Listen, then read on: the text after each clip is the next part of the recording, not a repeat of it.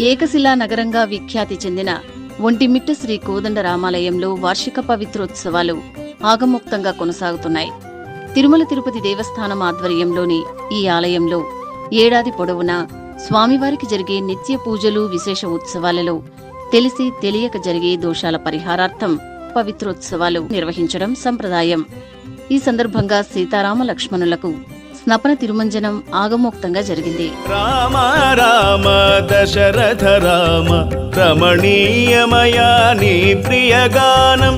రామ రామ దశరథ రామ రమణీయమయా నీ ప్రియగానం. రమణీయమయా నీ ప్రియగానం.